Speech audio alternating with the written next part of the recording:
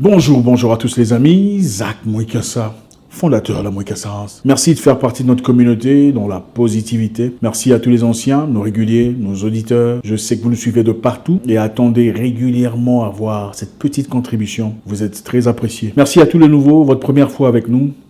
Enchanté. J'espère qu'à la fin de cette vidéo, vous n'en sortirez pas les mains bredouilles. Aujourd'hui, encore une fois, on va parler d'un sujet passionnant, captivant, saisissant. Mais avant de commencer, je vais vous raconter une histoire. Un jeune garçon issu d'une famille aisée, dont le père malheureusement traversait un moment économiquement difficile à l'époque, était inscrit par le père dans une école commune. Son père l'avait retiré de l'école privée pour essayer d'économiser de l'argent. Les choses changeaient graduellement sur le plan économique et financier dans sa famille. Alors il fallait s'ajuster.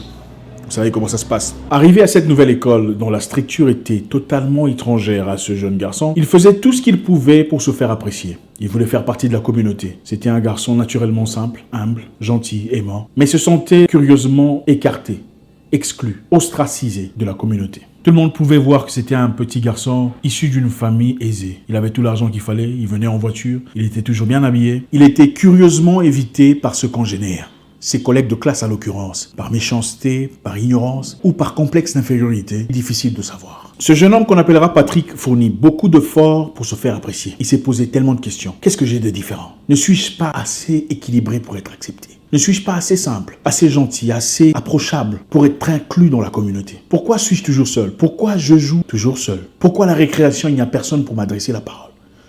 Pourquoi à la cantine, il n'y a personne qui me regarde? Qu'est-ce que j'ai de différent? Je ferai tout ce que je peux pour être inclus dans la communauté, me faire aimer et me faire accepter. Le jeune Patrick se dit, en donnant largement de moi-même, en faisant des sacrifices énormes pour mes congénères, peut-être que je me ferai accepter. Peut-être qu'ils réaliseront que je n'ai pas la grosse tête et que je ne suis pas différent d'eux. Vous savez, à l'école, il y a toujours le groupe choc, le groupe que tout le monde regarde.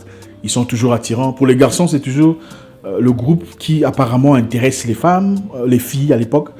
Et pour les filles, c'est souvent ces filles qui sont à la mode, qui sont au top. Et très souvent, on a presque tous voulu faire partie du groupe, ou au moins ne pas être négligé par le groupe. Et clairement, Patrick, comme beaucoup de sa génération, voulait aussi être inclus, accepté, invité parmi ses collègues. Comme il était un garçon intelligent, brillant, assidu à son travail, à chaque fois qu'il finissait de faire son interrogation ou son test, il remplissait volontiers les papiers de ses amis ou de ses prétendus collègues pour se faire apprécier. Bref, Patrick achetait à manger à tout le monde pendant les récréations. C'est toujours lui qui venait avec des petits plats, des petits pains que lui faisait sa mère. Il n'en bénéficiait presque plus pour se faire apprécier. Patrick distribuait de l'argent, du pain, des pâtés de foie, du fromage pour se faire apprécier auprès de ces jeunes hommes qui clairement étaient issus des familles moins privilégiées. Il pensait que c'était sa façon à lui de transmettre l'amour, la joie et peut-être de se faire accepter. Clairement, ces jeunes hommes profitaient de quelque chose et leur relation n'était pas authentique. Il a fait des sacrifices pour se faire aimer, pour être inclus. Difficile de lui en vouloir. Un enfant unique, seul fils de son père et de sa mère. Il avait besoin d'amis, des garçons, des gens qui le ressemblaient, des gens avec qui il pouvait jouer, s'amuser, profiter de la vie et se développer mentalement, intellectuellement et émotionnellement. Vous savez, pour ceux qui savent, il y a des enfants vraiment déséquilibrés. C'est-à-dire, c'est un jeune garçon ou une jeune femme qui te dira « Demain, tu m'apportes ça. Je veux que tu m'apportes des yaourts. Je t'ai vu l'autre fois. » Ou du pain avec du fromage. Ça c'est en Afrique, je ne sais pas chez vous en Europe si c'est comment. Vous enfin bref. Et s'impose, te menace d'une certaine façon. Et très souvent, on se sent obligé de faire ce qu'on nous a demandé. Peut-être pas par menace ou simplement par le simple envie de faire partie de la communauté. Puisque souvent, ces jeunes hommes ou ces jeunes femmes sont des leaders, sont celles qui dirigent les groupes. Et voulant appartenir à un groupe, naturellement, on s'inclut à ces demandes. Ne comprenons pas que c'est de l'abus. On ne le savait pas. Bon, avec moi, c'était difficile, parce que on était brutal comme... Bref. Parce qu'évidemment, il y a des gens, je pense que ceux qui ont des enfants adolescents ou plus jeunes peuvent s'en servir aussi pour comprendre. Il y a des gens, des jeunes hommes ou des jeunes femmes à l'école qui, si elle dit, toi, tu ne fais plus partie de notre groupe, tout le monde vous exclut. Et personne ne va vous adresser la parole. Personne ne vous adressera la parole parce que toi, tu as un problème avec Solange ou Junior. Oui, il y a des gens comme ça. Ils influencent tout le monde. L'enfant devient complètement écarté. Le jeune Patrick était devenu la star de l'école. Évidemment, il apportait tout ce qu'il faut pour tout le monde. Il faisait des devoirs pour tout le monde. Il apportait de l'argent à qui en avait besoin. Du fromage, du pain, des pâtés des fois. Il emmenait ses jeux vidéo gratuitement. Toi, va avec pendant 5 jours. Quand il veut récupérer, tu te fâches. Il te laisse encore partir avec pendant 5 jours. Il se sentait aimé, accepté, apprécié. Malheureusement, son père perdit brutalement son boulot. C'était un moment très compliqué. Ils n'avaient plus les avantages qu'ils avaient. L'argent, les facilités, les voitures étaient partis. Très peu après, il n'y avait plus de fromage à l'école, plus de pain, plus de pâté de foie, plus de poulet, plus des avantages, plus toutes ces histoires. Le pauvre Patrick, curieusement, découvrait brutalement que ses amis ne l'aimaient pas pour lui. Mais ses amis l'aimaient bien pour les fromages, les pains, les petits pois, les pâtés des foires et les jeux vidéo. Triste réalité. Encore une fois, il s'est senti complètement exclu de la communauté, poussé à l'écart, rejeté, le cœur entaillé par cette situation horrible pour un jeune garçon. De cette histoire, j'ai tiré une leçon très capitale. Vous ne pouvez pas vous faire aimer ou vous faire apprécier par celui qui ne veut pas le faire. Il est impossible, quoi que vous fassiez, d'inciter à ce que certaines personnes vous apprécient. Beaucoup de gens fournissent beaucoup d'efforts, se sacrifient largement pour d'autres personnes, donnent tout ce qu'ils ont de précieux pour être acceptés, pour se faire aimer, pour se faire tolérer. Écoutez, vous n'aurez pas à faire beaucoup de sacrifices autour des gens qui vous aiment véritablement. En effet, ils vous faciliteront la tâche. Ils vous diront « Ah non, ne t'en fais pas, prends ton temps, ce n'est pas pressé ». Les gens qui vous aiment vraiment ne vous imposeront pas un style de vie qui va à l'encontre de ce que vous représentez. S'il y a quelque chose de principal à apprendre aujourd'hui, partez là où on vous aime. Arrêtez de forcer les choses. Jeune homme, si une femme t'aime, elle ne te demandera pas tout ce qu'elle te demande là, sachant que tu es incapable de prendre soin de toi.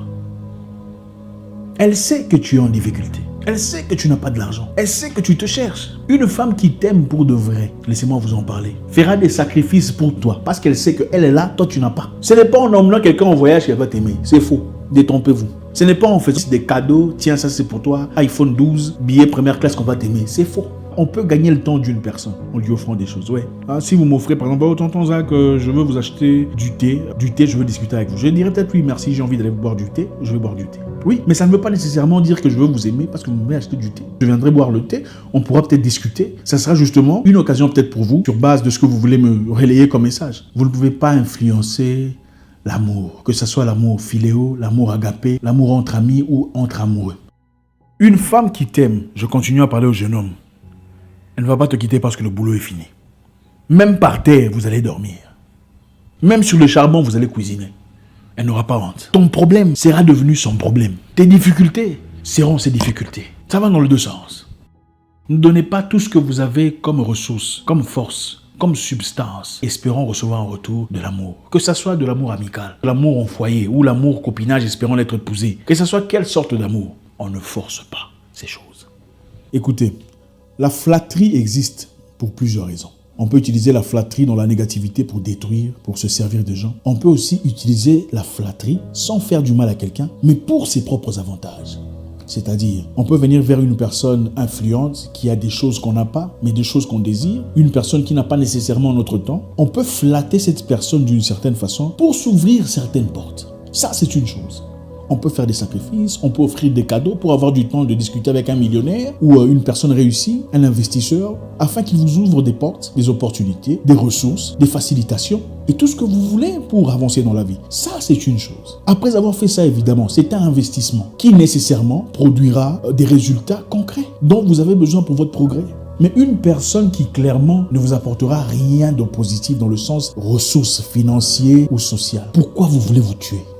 Regardez, les femmes des patrons aiment même les huissiers et les chauffeurs de voiture. Pourquoi vous voulez vous tuer? Pourquoi vous voulez le faire pour un homme? Même en société, en amitié, en correspondance avec les gens. Pourquoi vous voulez vous forcer? Pourquoi vous voulez forcer votre présence? Quand on vous aime, on vous facilite les choses. On vous montre les dangers. Attention, là, on te cherche. Attention, ici, il y a des pièges. Attention, il y a un cheval de Troie. Quand on vous aime, c'est facile. Quand on ne vous aime pas, quoi que vous fassiez, ça ne sera jamais assez bien, jamais assez adéquat, jamais assez rapide, jamais assez peaufiné, jamais assez beau, jamais assez hygiénique. Tout ce que vous fassiez, il y aura toujours un problème derrière. Pourquoi vous vous forcez? Allez là où on vous aime. Allez chercher des gens qui vous aiment. Je ne sais pas, peu importe ce que vous fassiez. Il y aura toujours des gens qui vous aiment. Même le diable a des gens qui l'aiment. À combien plus forte raison vous? Préservez votre énergie. Gardez vos ressources. Sauvegardez vos capacités pour des gens qui vous aiment. Ils vous faciliteront la vie. Ils vous faciliteront la tâche. Ils vous ouvriront de portes. Ils vous pointeront vers les bonnes directions. L'amour n'est pas très compliqué. Que ce soit l'amour philéo, agapé, l'amour entre frères, l'amour entre amis, ce n'est pas compliqué. Quand l'amour est là, les ingrédients ou pas ne peuvent pas dérouter ou dérailler un amour solide. C'est impossible. Faites le premier pas vers ces gens qui vous aiment. Des gens que vous négligez peut-être. Beaucoup parmi nous regardons des gens qui ne nous aiment pas. Et on s'y cramponne. On fait tout pour faire plaisir à ces personnes qui s'en foutent éperdument de nous. Mais on laisse tomber des gens qui nous aiment véritablement. Pourquoi? Parce que généralement, on est attiré par des personnes qui aiment les mêmes histoires que nous. Et on pense que c'est de l'amitié. Ce n'est pas nécessairement de l'amitié.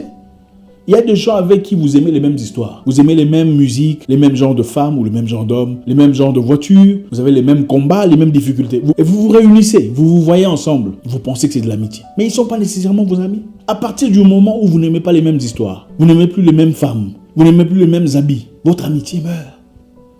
Ce n'était pas de l'amitié. Vous aimiez simplement les mêmes histoires. Mais il y a des gens à côté qui vous aiment. Et vous allez remarquer que ces personnes, très souvent, regardent votre vue d'un œil différent. Tout ce que vous faites est examiner. Ah, je vois qu'il est en train de réussir. Hein. Ah, je sens qu'il est devenu comme ça. Ah, je vois qu'il... Ça n'a jamais été de l'amitié. On confond beaucoup ces choses à l'amitié. Ils sont simplement des gens avec qui vous avez les mêmes intérêts. Ne confondez pas ces personnes aux personnes qui vous aiment véritablement pour vous. Il arrive un moment où il faut arrêter de forcer, arrêter d'appuyer et aller dans la bonne direction. Une direction qui est claire, qui n'a pas de cheval d'étroit, pas de piège, pas de difficulté. Faites le bon choix. Écoutez, dans la vie, il y a des gens à qui, même si vous offrez du caviar sorti des escargots,